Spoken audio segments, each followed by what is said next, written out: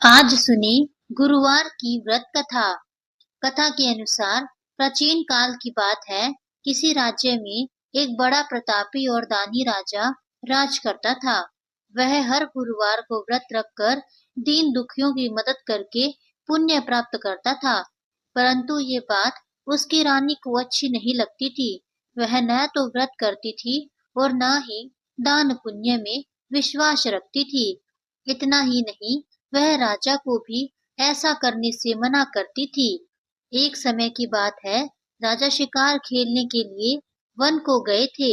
घर पर रानी और दासी अकेली थी। उसी समय गुरु बृहस्पति देव साधु का रूप धारण कर राजा के दरवाजे पर भिक्षा मांगने आए। साधु ने जब रानी से भिक्षा मांगी तो वह कहने लगी, हे साधु महाराज, मैं इस दान और पुण्य से तंग आ गई हूँ। आप कोई ऐसा उपाय बताएं जिससे कि मेरा सारा धन नष्ट हो जाए और मैं आराम से रह सकूं। इतना सुनकर बृहस्पति देव ने कहा, हे देवी, तुम बड़ी विचित्र हो। संतान और धन से कोई दुखी होता है क्या? अगर अधिक धन है तो इसे शुभ कार्यों में लगाओ, कुंवारी कन्याओं का विवाह करवाओ, विद्यालय और बाग बगीचे का निर्माण करवाओ, जिससे तुम्हारे दोनों लोग सुधरें। परंतु साधु की इन बातों से रानी को कोई खुशी नहीं हुई। उसने कहा कि मुझे ऐसे धन की आवश्यकता नहीं है जिसे मैं दान दूं और जिसे संभालने में मेरा सारा समय नष्ट हो जाए। तब साधु ने कहा, अगर तुम्हारी ऐसी इच्छा है तो मैं तुम्हें जैसा बताता हूँ तुम वैसा ही करना। गुरुवार के दिन तुम घर को गोबर से लीपना, अपने बालों को पीली मिट्टी से धोना, राजा से हजामत बनाने को कहना, भोजन में मांस मदिरा का प्रयोग करना, कपड़े धोबी के यहाँ धुलने देना। इस प्रकार 7 बृहस्पतिवार करने से तुम्हारा समस्त धन नष्ट हो जाएगा। इतना कहकर साधु के रूप में बृहस्पति देव अंतर्ध्यान हो गए।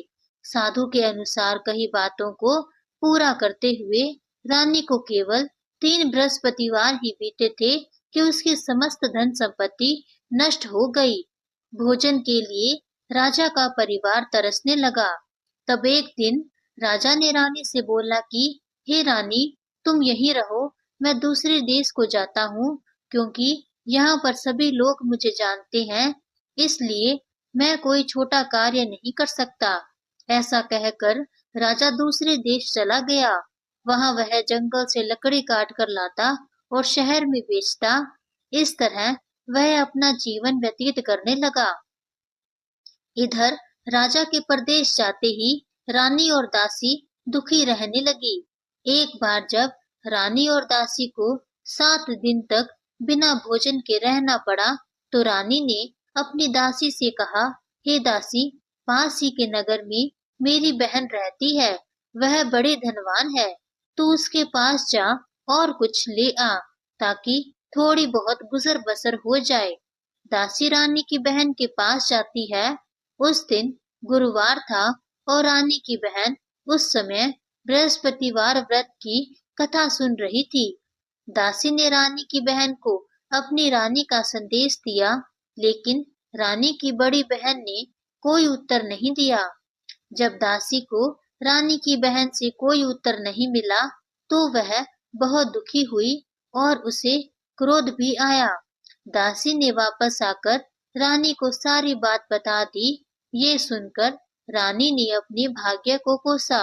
उधर रानी की बहन ने सोचा कि मेरी बहन की दासी आई थी, परंतु मैं उससे नहीं बोली, इससे वह बहुत दुखी हुई होगी। कथा सुनकर और पूजा समाप्त करके वह अपनी बहन के घर आई और कहने लगी, हे बहन, मैं बृहस्पतिवार का व्रत कर रही थी, तुम्हारी दासी मेरे घर आई थी, परंतु जब तक कथा होती है तब तक ना तो उठते हैं और ना ही बोलते हैं, इसलिए मैं नहीं बोली। बताओ, दासी क्यों गई थी? रानी बोली, बहन, तुमसे क्या छिपाऊं, हमारे घर में खाने तक को अनाज नहीं है। ऐसा कहते कहते रानी की आंखें भर आई। उसने दासी समेत पिछले 7 दिनों से भूखा रहने की पूरी बात अपनी बहन को बता दी। रानी की बहन बोली, देखो बहन, भगवान बृहस्पति देव सबकी मनोकामना को पूर्ण करते हैं। देखो शायद तुम्हारे घर में अनाज रखा हो। पहले तो रानी को विश्वास नहीं हुआ, पर बहन के आग्रह करने पर उसने अपनी दासी को अंदर भेजा तो उसे सचमुच अनाज से भरा एक घड़ा मिल गया। यह देखकर रानी को बड़ी हैरानी हुई। दासी रानी से कहने लगी, हे रानी, जब हमको भोजन नहीं मिलता तो हम व्रत ही तो करते हैं, इसलिए क्यों ना इनसे व्रत और कथा की विधि पूछ ली जाए ताकि हम भी व्रत कर सकें। तब रानी ने अपनी बहन से बृहस्पतिवार व्रत के बारे में पूछा। उसकी बहन ने बताया, बृहस्पतिवार के व्रत में चने की दाल और मुनक्का केले की जड़ में अर्पित करें तथा दीपक जलाएं, व्रत कथा सुने और पीला भोजन ही करें। इससे बृहस्पति देव और भगवान विष्णु प्रसन्न होते हैं। व्रत और पूजा की विधि बताकर रानी की बहन अपने घर को लौट गई। 7 दिन के बाद जब गुरुवार आया तो रानी और दासी ने व्रत रखा। वह गुड़साल में जाकर चना और गुड़ लेकर आई, फिर उससे केले की जड़ तथा विष्णु भगवान की पूजा की। अब पीला भोजन की चिंता को लेकर दोनों बहुत दुखी हुई, क्योंकि उन्होंने व्रत रखा था, इसलिए बृहस्पति देव उनसे प्रसन्न थे। वह एक साधारण व्यक्ति का रूप धारण कर 2 थालों में सुंदर पीला भोजन दासी को दे गए थे। भोजन पाकर दासी प्रसन्न हुई और फिर रानी के साथ मिलकर भोजन ग्रहण किया। उसके बाद वह सभी गुरुवार को व्रत और पूजा करने लगी।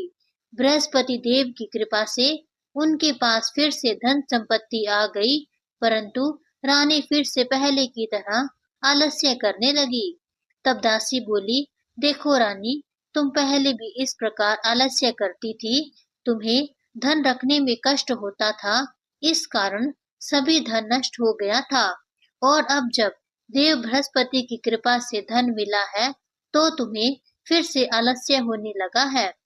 रानी को समझाते हुए दासी कहती है कि बड़ी मुसीबतों के बाद हमने ये धन पाया है, इसलिए हमें दान पुण्य करना चाहिए, भूखों को भोजन कराना चाहिए और धन को शुभ कार्यों में खर्च करना चाहिए। इससे तुम्हारे कुल का यश बढ़ेगा, स्वर्ग की प्राप्ति होगी और पितृ भी प्रसन्न होंगे। दासी की बात मानकर रानी अपना धन शुभ कार्यों में खर्च करने लगी। इससे पूरे नगर में उसका यश बढ़ने लगा। बृहस्पतिवार व्रत कथा के साथ श्रद्धा के साथ आरती की जानी चाहिए।